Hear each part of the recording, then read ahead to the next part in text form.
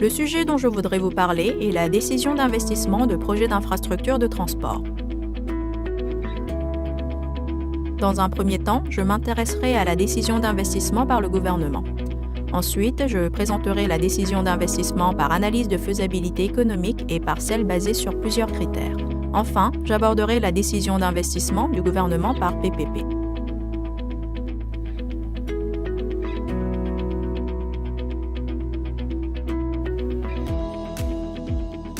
Contrairement au secteur privé dont l'objectif est la maximisation du profit, l'objectif du gouvernement est la maximisation du bien-être social.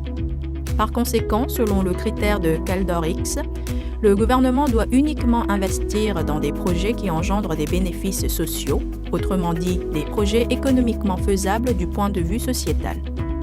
L'avantage net social peut être estimé par analyse coût-bénéfice, ACB. L'ACB consiste en l'estimation des avantages sociaux et des coûts sociaux du point de vue d'une société. D'abord, les avantages sociaux peuvent être définis différemment selon les analystes. Il est donc nécessaire d'estimer et de mesurer exclusivement les avantages sociaux préalablement définis de manière adéquate. Par ailleurs, l'estimation des coûts sociaux est relativement facile. Ensuite, les avantages et les coûts mesurés ou estimés doivent être convertis en valeurs monétaires. Mais comme les valeurs sociales sont différentes des valeurs du marché, les résultats d'estimation peuvent varier selon les analystes. Enfin, presque tous les avantages et coûts sociaux étant estimés à la valeur future, cette dernière doit être convertie en valeur actuelle en utilisant le taux d'actualisation.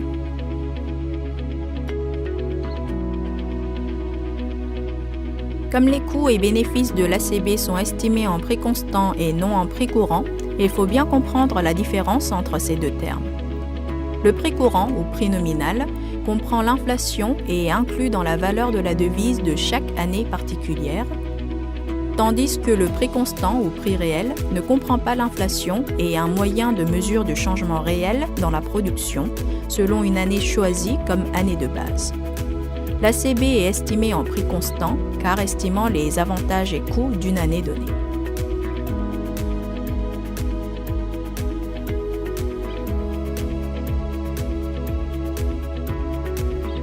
Afin d'effectuer l'analyse de faisabilité économique, les avantages sociaux doivent être convenablement définis à l'avance.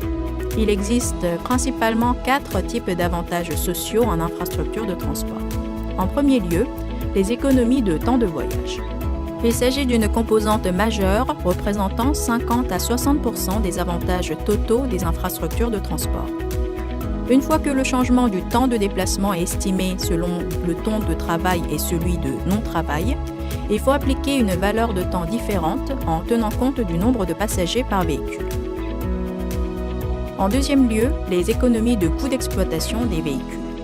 Il faut appliquer les prix réels d'essence et de diesel hors taxe et non les prix à la consommation, après une estimation de la quantité de consommation de carburant par vitesse de véhicule. En troisième lieu, la réduction des accidents de la circulation. Après une estimation de l'évolution du nombre d'accidents de la circulation par type de route, chaque valeur de type d'accident doit être appliquée, y compris la douleur, le chagrin et la souffrance. En dernier lieu, nous pouvons constater les changements de coûts environnementaux sur l'estimation du changement de la pollution de l'air et du bruit, en tenant compte des émissions de CO, NOx, HC, PM, CO2 par vitesse de véhicule. Lorsqu'on estime les bénéfices sociaux, l'élément le plus essentiel est la prévision de la future demande de transport. Pour ce faire, on utilise en général le modèle de prévision de la demande de transport en 4 étapes. C'est une méthode assez compliquée. Dans le passé, la surestimation de la demande était récurrente, ce qui entraînait la surestimation des bénéfices. Pour éviter cette erreur, le système d'études préliminaires de faisabilité a été mis en place en 1999. Le modèle de prévision de la demande de transport consiste à diviser un déplacement en 4 étapes. La génération de déplacement, la distribution de déplacement, la répartition modale et la répartition de déplacement. Selon cette division, on analyse la future demande de transport. Maintenant, passons à un exercice d'estimation d'économie du temps de voyage. Supposons qu'il y a 2 routes de 50 km A et B et qu'une nouvelle route C va être construite. Supposons la situation suivante.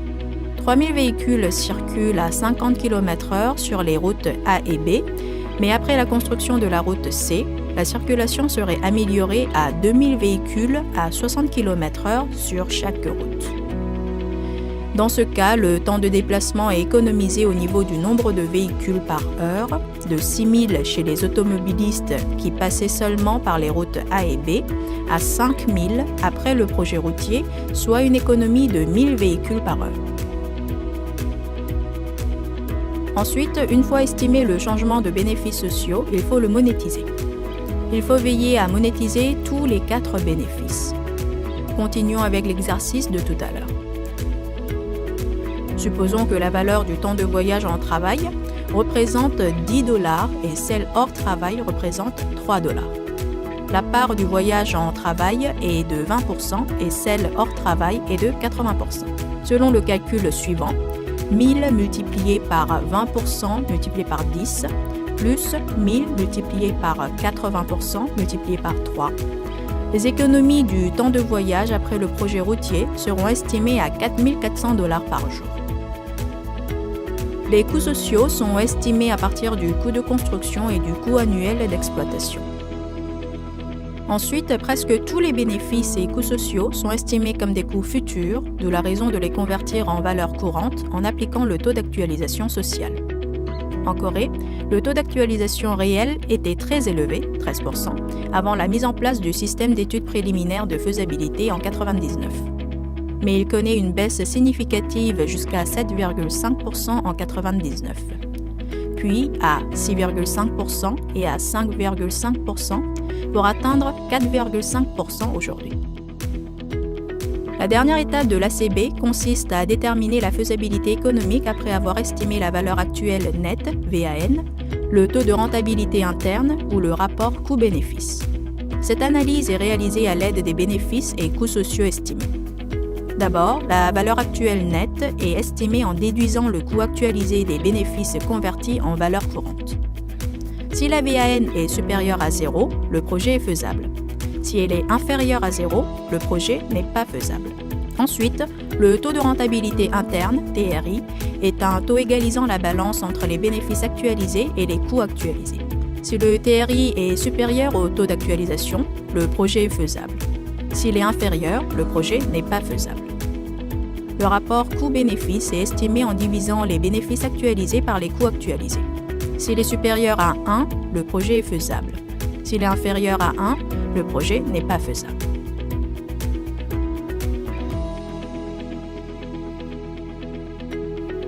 Dans le passé, le ministère coréen des Transports chargé de l'exécution des projets a aussi réalisé les études de faisabilité. Un manuel sur l'ACB a été mis à disposition, mais les méthodologies et les procédures de modélisation n'étaient pas clairement définies. Il était fréquent que la demande et les avantages soient surestimés et les coûts sous-estimés. Par conséquent, presque tous les projets ont été jugés économiquement faisables, mais la cohérence et l'objectivité étaient largement insuffisantes. Des critiques ont ainsi été constamment soulevées sur une telle étude superficielle. Trop de projets ayant été menés en même temps, le budget n'a pas pu être alloué à temps par le ministère de la Stratégie et des Finances et de nombreux projets ont été retardés. En particulier, la crise financière asiatique en 1997 avait rendu les contraintes budgétaires plus sérieuses. Le système d'études de préfaisabilité a été introduit en 1999. L'étude de faisabilité, appelée étude de préfaisabilité ou PFS, est menée par le PIMAC du KDI sous l'égide du ministère de la Stratégie et des Finances.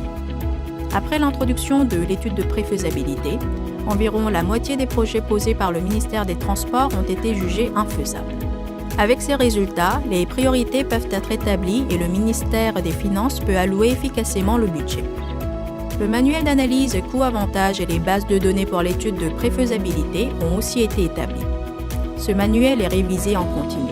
Des méthodologies détaillées et les valeurs unitaires pour la prévision de la demande et des avantages sont fournies pour prévenir la surestimation, ainsi que le coût standardisé par structure routière et ferroviaire pour prévenir la sous-estimation. Le taux d'actualisation sociale est prédéterminé afin d'appliquer les mêmes chiffres à tous les projets.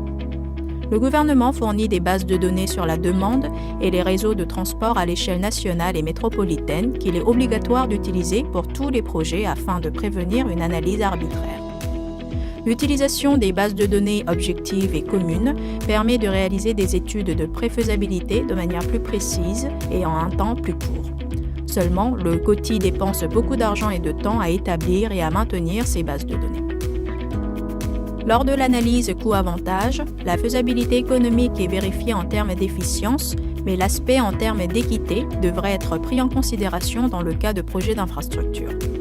La décision d'investir est ainsi prise sur la base de plusieurs critères. Nous commençons par l'analyse des politiques. Nous prenons en compte comme les critères d'analyse la volonté de projet au niveau national et local, la cohérence du projet avec des plans nationaux et régionaux supérieurs, la disponibilité des sources de financement et l'impact sur l'environnement. Ensuite, quant à l'analyse du développement régional équilibré, l'indice de sous-développement régional et l'impact économique régional sont considérés. Différentes pondérations sont appliquées à chaque indice via une enquête en restant dans l'intervalle suivant. 40 à 50% pour l'analyse économique, 25 à 35% pour l'analyse des politiques et 15 à 30% pour l'analyse de développement régional équilibré. Puis, la décision finale d'investissement est prise par AHP en considération du poids relatif à chaque indice.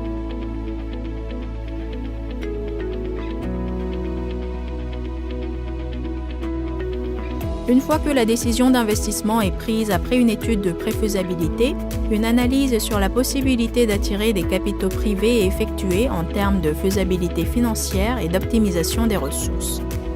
Si elle s'avère possible, l'autorité compétente mène le projet en PPP, sinon en projet public. Dans le cas d'un projet PPP proposé par le secteur privé, c'est le PIMAC du KDI qui étudie la possibilité de financement privé pour le gouvernement. Si cette proposition est acceptable du point de vue de la faisabilité économique et financière et de l'optimisation des ressources, un appel est lancé selon les termes de la proposition initiale ou modifiée. Si l'appel reste sans écho, le projet est rejeté et interrompu.